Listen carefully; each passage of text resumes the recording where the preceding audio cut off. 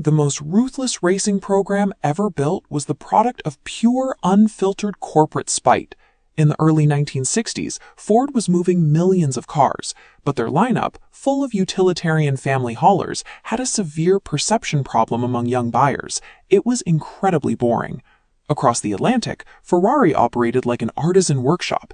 Enthusiasts worshipped their hyper-specialized, hand-built machines.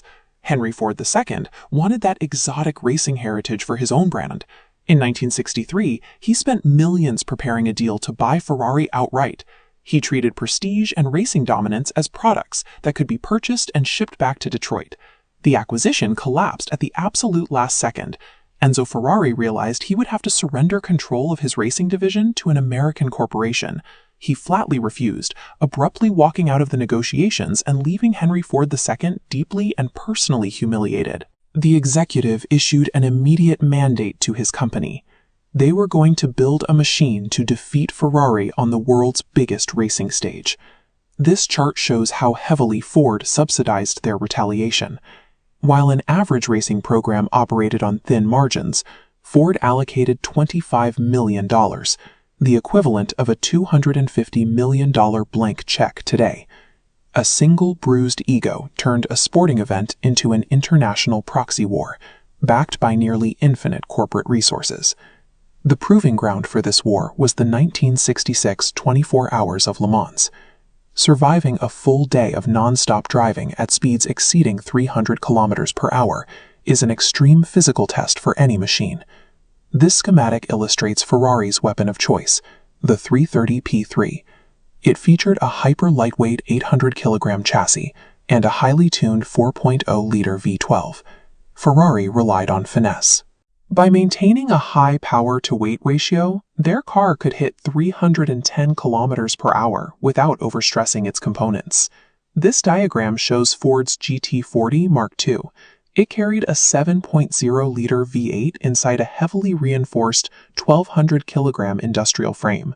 Ford used brute force. 485 horsepower compensated for the weight, physically pushing the heavy car to 330 kilometers per hour in a straight line.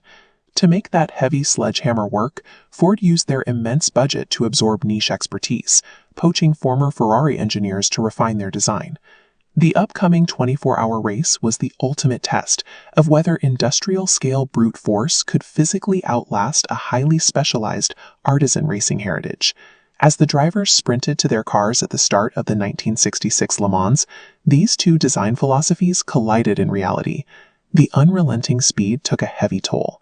Ferrari's delicate, high-strung V12 engines vibrated until they turned red and seized under the pressure.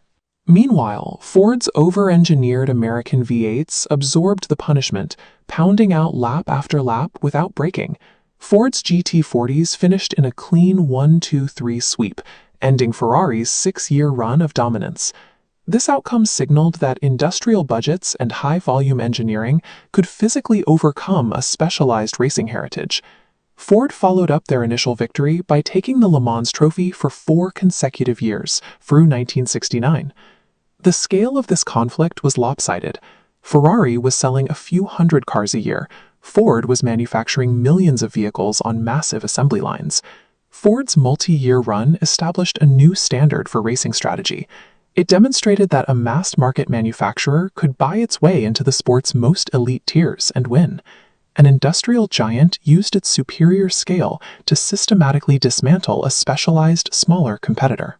Long after the checkered flag dropped, that 1966 feud left a cultural footprint on car enthusiasts worldwide.